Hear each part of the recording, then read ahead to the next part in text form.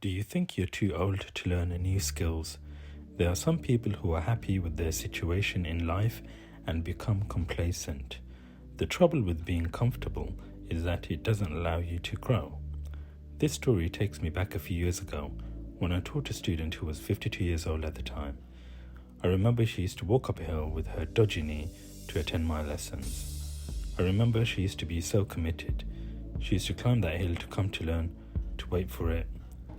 Word, Excel, and PowerPoint. I know. You may be thinking, who doesn't know how to use Word, Excel, and PowerPoint? But I am happy that she wanted to learn and was a good student.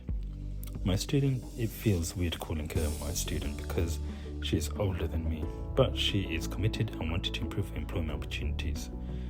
Not only did I help her with her Microsoft Office, but also how to use Google Drive and even her mobile phone because she was a bit of a technophobe.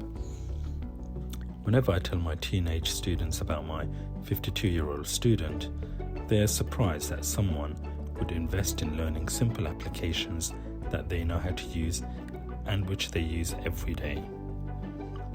The world is changing at such a rapid pace. It's unbelievable.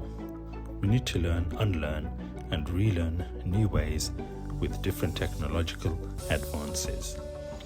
If you do not keep up with continuous professional development, then you will be left behind.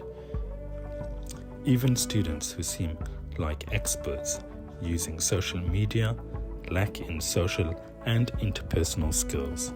There is always room for improvement.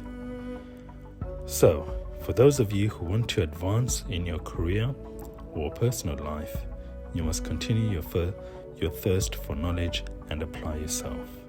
So, what are you doing to improve yourself? Leave your comments below. Bye for now.